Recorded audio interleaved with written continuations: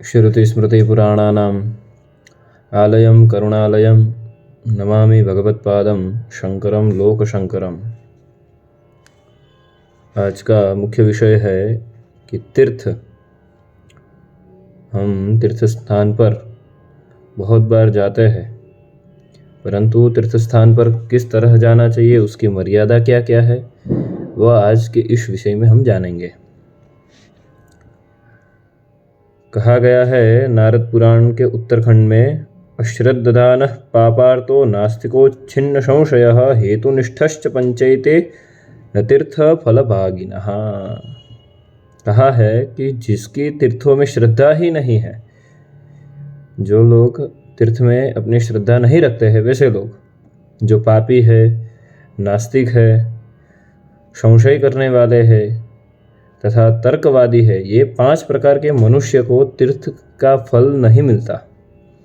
ये जो 5 प्रकार के मनुष्य है वह तीर्थ फल के भागी नहीं होते हैं। आगे यही बात स्कंद पुराण में भी कही है। फिर से नारद पुराण में कहा गया है, गोयाने गोवधः प्रोक्तो हययाने तो निष्फलम नरयाने तदद्धर्मम स्यात्पद्भ्याम तच्च चतुर्गुणम। अर्थात कहा गया है कि पैदल चलने की सामर्थ्य होने पर भी इंसान जब खुद के पैरों से चल सकता है, फिर भी बैलगाड़ी आदि पर तीर्थ में जाता है तो उसे गोवध का पाप लगता है। यदि अश्व से जाता है तो घोड़े तांगे आदि पर बैठने से उसकी तीर्थ यात्रा निष्फल हो जाती है। नरयान करता है, नरयान यदि पालकी में जाता है, रिक्शा में जाता है, इसी तरह जाने से इसका तीर्थ का आधा फल उस नर को मिल जाता है और पैदल चलकर जाने से 4 फल की प्राप्ति होती है। अतः जहाँ हम तीर्थ पर जाए तो अपने खुद के पैरों से ही चलकर जाए, ऐसा शास्त्र कहते हैं।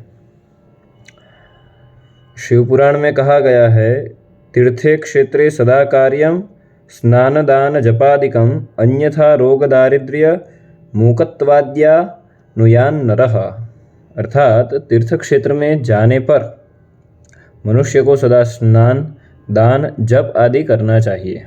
हम तीर्थ में जाते तो है, पर वहाँ जाकर जो भिक्षुक रहते हैं उसे भिक्षा नहीं देते हैं, उसे अनदेखा कर देते हैं, तो ऐसा नहीं करना चाहिए। जिसको जिस चीज़ की आवश्यकता है, कोई हमसे मांगता है, तो वो चीज़ हमें तीर्थ स्थान में देनी चाहिए। तो कहा है स्नान दान जप आदि करना चाहिए, अन्यथा वह रोग दरिद्रता मूकता आदि दोषों का भागीदारी हो जाता है। अतः जब भी हम तीर्थ स्थान पे जाए तब स्नान करके शुद्ध पवित्र होकर वहाँ जप करने चाहिए, दान भी करने चाहिए और भगवत कार्य जो भी करने में आता हो वो सब भगवत कार्य वहाँ तीर्थ में करने चाहिए, ऐसा शिव पुराण में कहा है। स्कंद पुराण और पद्म पुराण में भी तीर्थों के बारे में उल्लेख मिलता है, यथा अन्यत्र हि कृतं पापं तीर्थमासाद्य नश्यति तीर्थेषु यत् कृतं पापं वज्रलेपो भविष्यति। यही बात पद्म पुराण कहता है कि यदन्यत्र कृतं पापं तीर्थे तद्याति लाघवं न तीर्थ कृतमन्यत्र क्वचित पापं व्यपोहति। अर्थात अन्य जगह जो किया हुआ पाप है वो तीर्थों में जाने से नष्ट हो जाता है। हम दूसरी जगह जो भी पाप करते हैं वह तीर्थ क्षेत्र में जाने से उसका नाश तो होता ही है, परंतु तीर्थ क्षेत्र में किया हुआ जो भी पाप है वो वज्रलेप हो जाता है, उसका कभी नाश होता नहीं है। अतः तीर्थ क्षेत्र में जाकर कदापि पाप कर्म नहीं करने चाहिए, इसका हमें ध्यान रखना चाहिए। अत्रि संहिता, गरुड़ पुराण और आचार संहिता में भी कहा है, मातरम पितरम वापि भ्रातरम सुहृदम गुरुम यमुद्दिश्य निमज्जते 12 फलम भवेत। जब कोई अपने माता पिता भाई सुहृद अथवा गुरु को फल मिलने के उद्देश्य से तीर्थ में स्नान कराता है, तब उसे स्नान के फल का 12वां भाग प्राप्त हो जाता है। अतः इन सबको हमें तीर्थ स्नान तो करवाना ही चाहिए, साथ साथ में तीर्थ क्षेत्र में भी ले जाना चाहिए। नारद पुराण में उत्तराखंड में कहा है, षोडशांशं सलभते यः परार्थेन गच्छति अर्धं तीर्थफलं तस्य यः प्रसंगेन गच्छति।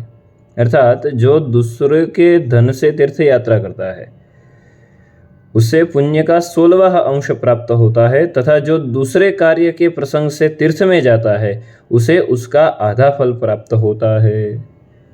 इस प्रकार तीर्थ का शास्त्रों में बड़ा ही महत्व बताया है। तो तीर्थ स्थान में जाना चाहिए, वहाँ स्नान, दान, जप इत्यादि पुण्य कर्म करने चाहिए,